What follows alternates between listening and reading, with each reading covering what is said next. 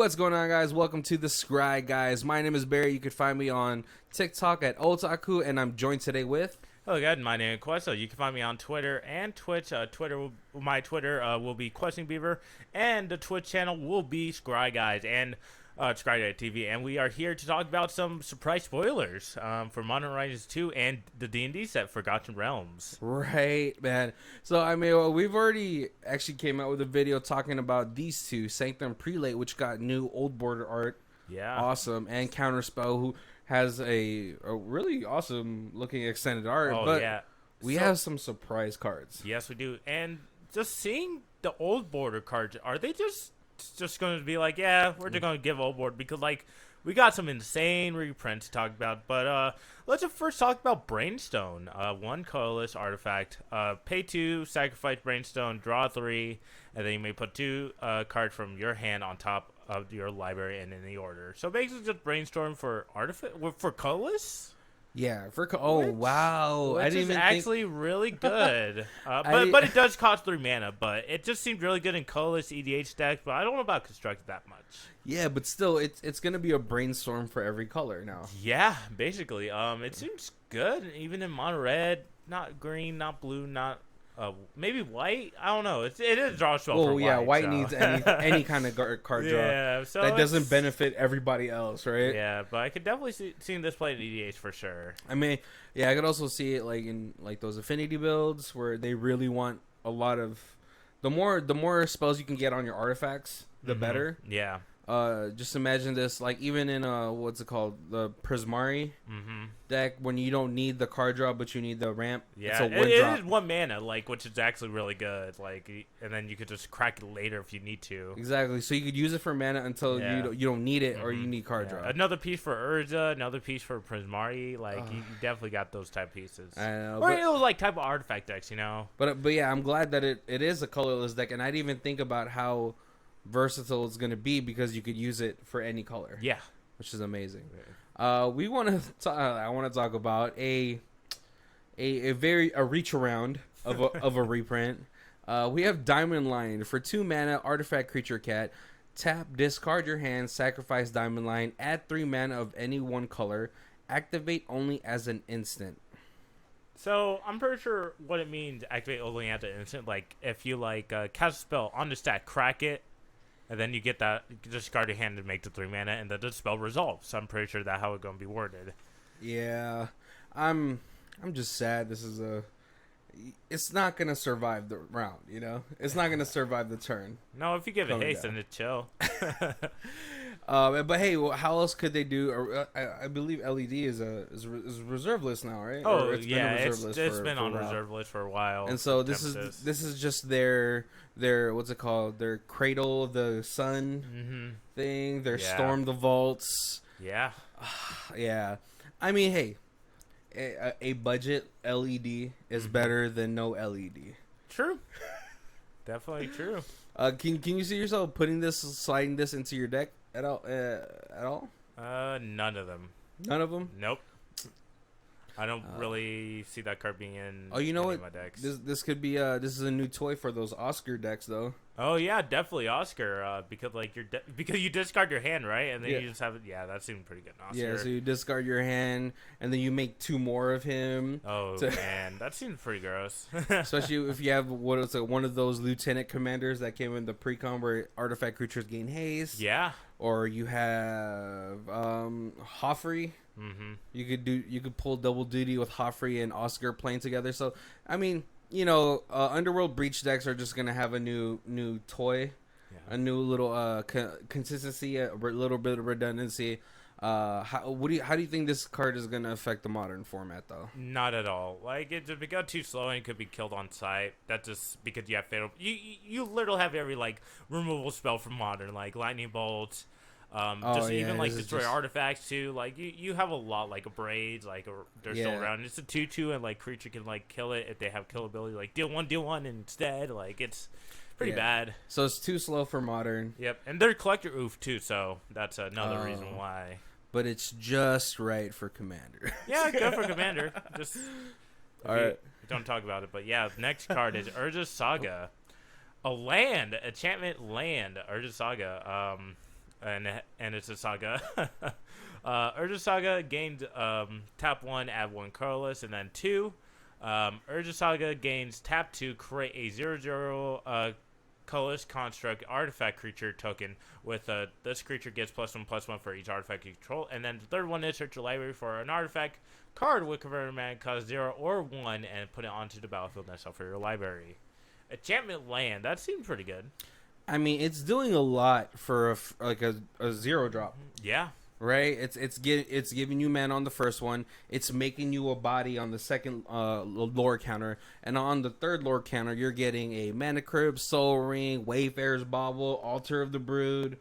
There's just a lot of things. Yeah, there's a lot that it does. So this card is doing a lot of work, and I mean, obviously, it's going to be awesome for Commander. But this is a modern set booster. Yeah. So how do you feel like it's going to affect Modern? Not really, just because like they're not really that much like busted like 0 or 1 drop artifact, but there's a judge ruling because you can't actually search for X cost spells or like the Tenolite. You can't look for that. Oh, okay. Because it actually specifically asks 0 or 1. Oh, yeah. You so can't like look anything for, like suspend. Nope, you can't grab those. Yeah, they definitely they're making sure they don't make those type of mistakes ever again. What are you talking about, man? Are you talking about the cascade into friggin' yeah, they had to change Cascade. Tybalt, yeah. Yeah. Oh man, yeah. Yeah. So I guess, but what do you think? How about for Vintage and Legacy? Yep. Awesome. Yep. Awesome. You could literally look for anything. In the Vintage, it's definitely going in, and like it's way powerful.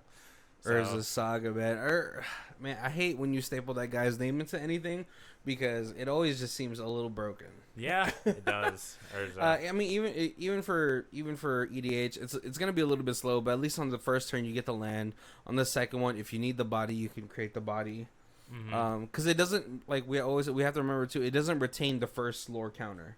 Ability. So on the second one, you lose out on a land, but on the third one, you go up 1, possibly 2. Maybe if you need the color, you get a Mox Amber. Yeah. Or any of those things. You can get LED if you want. Yeah. Definitely a lot. And the biggest happy uproar about this Modern Horizons early spoilers is our enemy fetch lands. Yay! The price still didn't change. But I'm excited they printed them again. If they didn't, it would be a huge problem. But I mean, the prices would have continued creeping up. Yeah. Right? But we have 3 different art styles for this one. We have regular arts, which are, I believe, from the Cons block. No, that's Zendikar. Zendikar block. So we got Zendikar block, we got full art Zendikar blocks, and then we got the old border etch, or not etch, just foiling. Which I have an opinion about the old borders. Are they just? It's just not just a time spiral exclusive type of thing. They're just like, all right, let's just put old like. Well, no, they had to finish out the old borders because the ally fetches are the only ones with old borders. No, because like the prelate has an old border too, so they're just gonna. No, I know that. Oh, okay. But I'm just saying, I don't know if this is gonna be a continuing trend of creating cards in old border versions. Probably. It's definitely selling a lot. Like it's. I hope it's not gonna be like one run, one print, done type of thing for Modern Horizon, but I'm pretty sure it's not because it is just a modern set. Yeah.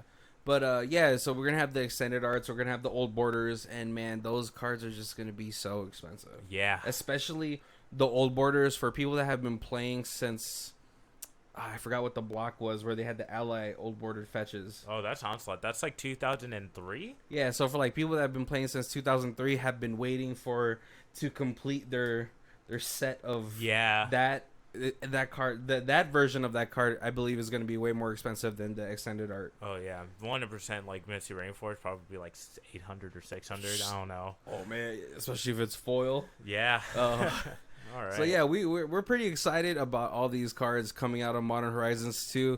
I mean, it's still pretty early. I don't think Spoiler Week really started yet. Oh no, it won't start yet. Maybe for Modern Horizon, but not for the D&D. Forgotten Realms. Let's look at those spoilers. Up. Yeah. All right. First one, we got Timid. All right, did I pronounce it Tiamat. right? Tiamat. All right, there we Yeah. go. For 5 colors, 2 colorless, a legendary creature, dragon god, and flying when Tiamat entered the battlefield. If you cast it, search the library for up to 5 dragon cards not named Tiamat that for each different name. Reveal them and put them to your hand, then shuffle your library. And it's a 7/7. Thank God it says put them into your head. Put them on the Alright. battlefield. just Because like- it just sounds like a dragon god would just put them onto the fucking battlefield. yeah. One of the things I do have to say about this card is that the artwork is a little bit reminiscent of the 5-headed dragon from Yu-Gi-Oh.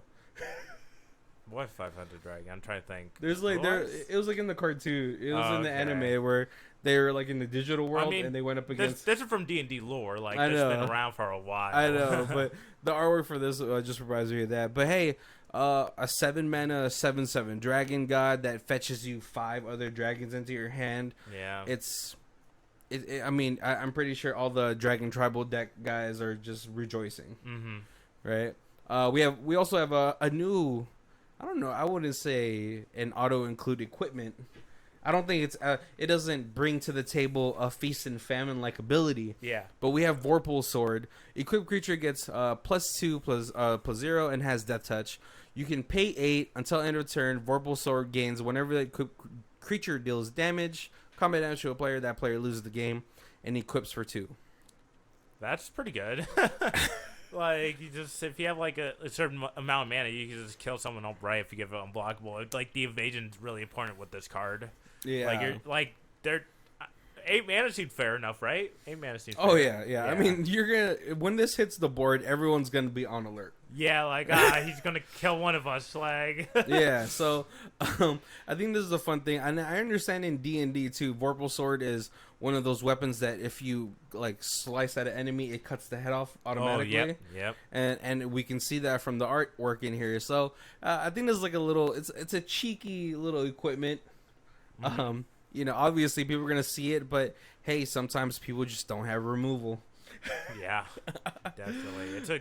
For 1 mana, it definitely seems like a good piece. But moving on to the next card, Prosperous Innkeeper.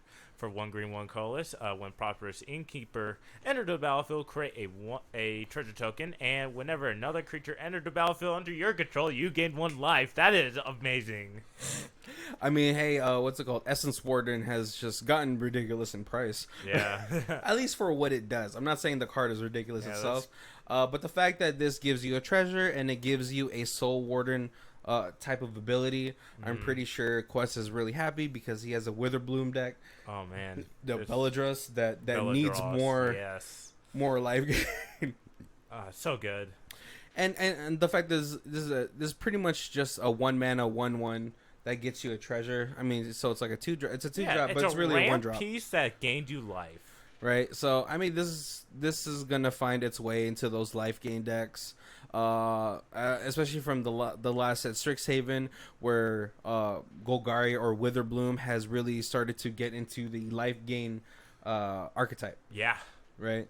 Next thing we have is Portable Hole. For 1-mana artifact. When Portable Hole enters the battlefield, exile target non-land permanent and opponent controls with mana value 2 or less until Portable Hole leaves the battlefield. This card pretty good in all formats, looks like. Just 2 or less. Like, it definitely great in Legacy, Vintage, just getting rid of their fast mana. Yeah. Yeah. If Modern. they just play like a Black Lotus pass and you're like, cool, Portal Major or Black Lotus, they're like, Yeah. Right. This is taking out the Death Shadows. Oh yeah, Death Shadow for sure. Like this card is definitely going to be played in like probably mono white Death Taxes or just black white Death Taxes. Death Taxes. There we go. Can't speak. And if you can find a way to utilize it more other than just artifact that sits onto the battlefield, if you could find a way to turn it into a mana rock, yeah, or into a 1/1 creature when it's like safe. You got to do when it's safe. Yeah. Thinking it's just white because what if it was like colorless? Oh my god, yeah. No, yeah, because that's not a colorless thing to do. That's a white color pie thing. All right. Power Word Kill for 1 black, 1 colorless. Instant. Destroy target non-angel, non-demon, non-devil, and non-dragon creature. I'd still play it it. seems bad in constructed formats because I'm pretty sure like you have Keldenheim which had like literally angels and demons, and then you have Strixhaven which had dragons, and then you have Zendikar, sure you could kill basically anything, but it just seems bad. I don't know, it's just me. Yeah, for the standard constructed and for Pioneer also, I feel like there's better 2-drop kill spells. Oh yeah, I mean they're Doomblade, like that's way better. Like Doomblade just gets rid of literally anything. Like, yeah, it just seems really bad to me. Yeah, but I mean for Commander, you're always trying to find redundancy. Yeah, and angels, demons, devils, and dragons are all creature types that are very expensive to play, right? Yeah. And so really, it's just another Doomblade that doesn't have the non-black staple to it. Yeah. So for EDH, I feel like it's playable, just because, yeah, there's people that have like these tribal decks, but more or less there's not. I could just see deck card. That's what I see from this, but definitely not constructed. Definitely EDH for sure. Yeah, because then there's like like a lot of commanders are merfolks, humans, vampires, stuff like that. So I think it'd be good. And we got to talk about these lands on here. They have flavor text. Yes. And it's all D&D related, which is awesome. Yeah, which is actually pretty cool. I'm pretty sure we're going to get more basic with a little bit of lore into them, you know? It seems like, it sounds like what a DM would be telling you as you're entering a new land or a new part of the map. Oh, yeah, definitely. Maybe we'll get a Phyrexian in this set. Who knows? Maybe we'll get a... Jin Kataxis is not going to happen. I know that's not going to happen. Let it go. Maybe we'll get, what's his fate? The red one. Oh, Urbras would be dope. Urbras. But you know what? It seems to fit more as like Elish Norn, just because it's like a I feel like Elish Norn and Jigataxis are planning an evasion. Like I feel like those are two that are really smart, because Warrencleff's like and then like Urbrak's like and you got Elish, not Elish Norn. What's her fate? The black one. Oh, Shieldred. Shieldred like like Shieldred would kind of fit this part too. Yeah, that too. I mean, Shieldred might be an Innistrad, but who knows? Yeah. All right, guys. I hope you guys enjoy it. We're trying this new way of doing the videos. I hope you guys enjoyed it.